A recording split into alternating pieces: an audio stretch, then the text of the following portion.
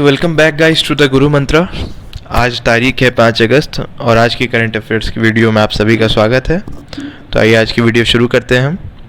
तो आज का पहला क्वेश्चन है, Indians main hockey team has won a medal at Olympics after how many years. India की मेंस की हॉकी टीम जो है उसने ओलंपिक्स में कितने सालों बाद मेडल जीता है। इसके ऑप्शन है आपके A 49 years, B 33 years, C 41 years and D 53 years. तो आइए इसका आंसर हम देख लेते हैं। तो इसका आंसर है आपका C 41 ईयर्स। तो जो आपकी इंडियन ओलंपिक टीम है इसने टोक्यो ओलंपिक्स जो 2021 में हुआ है इसमें 41 ईयर्स के बाद इस साल ब्रॉन्ज मेडल जीता है। तो आइए अगले क्वेश्चन की तरफ फिर हम बढ़ते हैं। Which female boxer has won the bronze medal for India in Tokyo Olympics. किस फीमेल बॉक्सर ने टोक्यो ओलंपिक्स में इंडिया के लिए ब्रॉन्ज मेडल हासिल किया।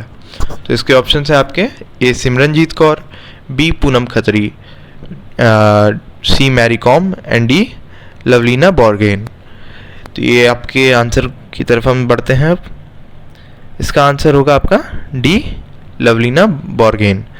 तो लवलीना बोरगोहेन ने 2021 टोक्यो ओलंपिक्स में इंडिया के लिए ब्रॉन्ज मेडल जीता है।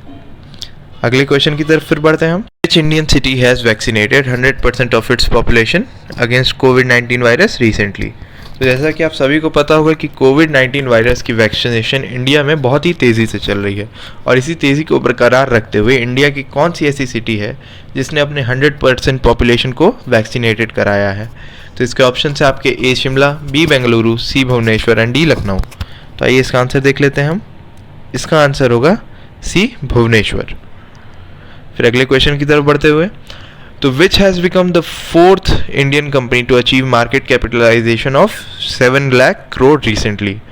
तो ऐसी इंडिया की कौन सी चौथी कंपनी है जिसने मार्केट कैपिटलाइजेशन 7 लाख करोड़ रुपए का रिसेंटली अचीव किया है। मार्केट कैपिटलाइजेशन मतलब शेयर्स की जो वैल्यू होती है मार्केट में आपकी, तो मार्केट में आपकी जो वैल्यू होती है कंपनी की, किस कंपनी ने जो ऐसी है जो चौथा ऐसा कंपनी है इंडिया का कि 7 लाख करोड़ उसने कैपिटलाइजेशन वैल्यू अपनी मार्केट में मेंटेन की है। तो इसके ऑप्शन है आपके A बिग बाजार, B Tata motor, C Reliance and D Infosys. आइए इसका आंसर देख लेते हैं हम। तो इसका आंसर होगा D इन्फोसिस। तो इन्फोसिस जो कि आप सभी जानते हैं एक सॉफ्टवेयर डेवलपिंग कंपनी है जिसके CEO मिस्टर नारायण मूर्ति जी है, उसने ही हाल फिलहाल में 7 लाख करोड़ की मार्केट कैपिटलाइजेशन अचीव की है। फिर अगली क्वेश्चन की तरफ बढ़ते हैं। The CM of which state has launched मुख्यमंत्री वात्सल्य योजना। तो किस स्टेट के CM ने मुख्यमंत्री वात्सल्य योजना लॉन्च की है।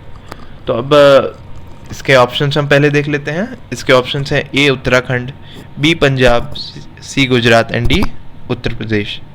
अब इसके आंसर को देख लेते हैं हम। तो इसका आंसर होगा A उत्तराखंड। अब मैं आपको इस योजना के बारे में बता देता हूँ। मुख्यमंत्री वात्सल्य योजना के तहत 3000 मंथली उन बच्चों को पैसे दिए जाएंगे जिनके पेरेंट्स की, जिनके घर वालों की डेथ कोविड पीरियड में हो गई है किसी वजह से। तो कोविड पीरियड में जैसा कि आप सभी जानते हैं कि इंडिया में बहुत ज़्यादा ही मॉर्टेलिटी रेट चल रही थी और इसके चलते कई बच्चे अनाथ हो गए हैं। तो उत्तराखंड सरकार ने ये बहुत ही अच्छा योजना लॉन्च किया है उन बच्चों के लिए, जिसमें उन्हें 3000 मंथली पैसे दिए जाएंगे ताकि उनका खर्च चल सके। तो फिर अगले क्वेश्चन की तरफ हम बढ़ते हैं। अगला क्वेश्चन है, on 2 August 2021 who has launch the e-rupee platform. तो यानी कि 2 अगस्त 2021 में किसने ई-रूपी प्लेटफॉर्म लॉन्च किया। इसके ऑप्शन है आपके A Ramnath Kovind, B Narendra Modi, C Amit Shah and D Arvind Kejriwal. तो आइए इसका आंसर हम देख लेते हैं पहले। इसका आंसर है B नरेंद्र मोदी। अब आपको ई-रूपी प्लेटफॉर्म के बारे में मैं बता देता हूँ। ये ई-रूपी एक ऑनलाइन पेमेंट प्लेटफॉर्म है जो कि एक QR बेस्ड प्लेटफॉर्म होने वाला है, यानी कि इसमें आप एकदम कैशलेस तरीके से पेमेंट कर सकते हैं। फिर अगले क्वेश्चन की तरफ हम बढ़ते हैं। Which space agencies has signed an agreement to launch a mission named NISAR. तो कौन सी ऐसी स्पेस एजेंसीज है जिसने एक एग्रीमेंट साइन किया है एक मिशन लॉन्च करने के लिए, जिसका नाम होने वाला है निसार। अब निसार को फुल फॉर्म मैं आपको आंसर के बाद बता दूंगा, क्योंकि इसके फुल फॉर्म में ही इसका आंसर छुपा हुआ है। तो आइए पहले उसके ऑप्शंस को देख लेते हैं हम। इसके ऑप्शंस है A ISRO and SpaceX, B NASA and SpaceX, C ISRO and blue origin and D NASA and ISRO. तो आइए पहले इसका आंसर देख लेते हैं। इसका आंसर होगा डी नासा एंड इसरो। अब मैं आपको निसार का फुल फॉर्म बता देता हूँ, आप नोट कर लीजिएगा इसे। NASA ISRO synthetic aperture radar. मैं फिर से बोलता हूँ, आप इसे नोट कर लीजिए, बहुत ही इंपॉर्टेंट फुल फॉर्म होगा। NASA ISRO synthetic aperture radar, ये इसका फुल फॉर्म है निसार का। तो ये नासा और इसरो ने एक एग्रीमेंट लॉन्च किया है ये मिशन लॉन्च करने के लिए। तो आइए फिर हम अगले क्वेश्चन की तरफ बढ़ते हैं। तो how many Indian companies are have found a place in 2021 on Fortune Global 500 list। तो कितनी इंडियन कंपनीज ने 2021 की Fortune Global 500 लिस्ट में नाम अपना बनाया है? तो इसका ऑप्शन है A58, B7, C10 and D25। तो कितनी कंपनीज हैं इंडिया की जिन्होंने अपना नाम Fortune Global 500 लिस्ट में बनाया है? तो इसके आंसर को हम देख लेते हैं। इसका आंसर होगा 7 कंपनीज। तो फिर आइए अगली क्वेश्चन की तरफ बढ़ते हैं। तो विच बैंक हैज़ लॉन्च्ड दुकानदार ओवरड्राफ्ट स्कीम? तो किस बैंक ने हाल फिलहाल में ही दुकानदार ओवरड्राफ्ट स्कीम लॉन्च की है? तो फिर इसके ऑप्शंस को पहले हम देख लेते हैं। A Axis bank, B HDFC bank, C ICICI bank and D yes bank. तो इसका आंसर हम पहले देख लेते हैं। इसका आंसर है बी HDFC बैंक। अब मैं आपको इस स्कीम के बारे में बता देता हूँ। इस स्कीम के तहत आप 6 महीने का स्टेटमेंट दिखाकर पैसे ओवरड्राफ्ट करा सकते हैं बैंक से, HDFC बैंक से।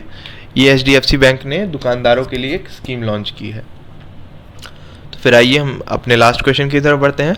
तो recently which state government has started कृषि करना प्रोजेक्ट? तो इसका ऑप्शंस हैं A Gujarat, B Bihar, C Kerala and D UP. तो देखिए ये आपका होम टास्क है, ये आपको घर से करके आना है और इसका आंसर कमेंट सेक्शन में बताना है। अगर इसका आंसर आपको नहीं मिलता है तो इसके आंसर को हम अगले वीडियो में लेकर आएंगे। तो बढ़ते हैं हम आज के फैक्ट फोरम की तरफ फिर। तो आज का फैक्ट फोरम देखिए क्या है, antibiotics versus cold and viruses. तो देखिए एंटीबायोटिक्स के बारे में तो आपने बहुत ही सुना होगा। कोविड-19 के टाइम पे कोविड-19 में एंटीबायोटिक्स का बहुत ही जमकर यूज़ हुआ है।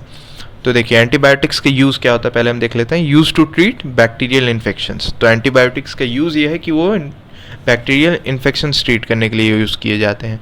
लेकिन आप सभी ने ये चीज़ नोटिस की होगी कि घर में किसी को भी कोल्ड हो गया या वायरल फीवर हो गया तो उसमें डॉक्टर्स से हम सोचते हैं कि डॉक्टर्स एंटीबायोटिक्स दे दे ताकि हम ठीक हो सकें। तो ये चीज़ देखिए एक बहुत बड़ी मिथ है, क्योंकि जो एंटीबायोटिक्स होती हैं आपकी ये कोल्ड और वायरसेस के अगेंस्ट यूजलेस होती हैं बिल्कुल ही। क्यों? क्योंकि वायरसेस जो होते हैं वो बैक्टीरिया से उनका जेनेटिक स्ट्रक्चर बिल्कुल ही अलग होता है, इसलिए एंटीबायोटिक्स उन पर काम ही नहीं करती हैं।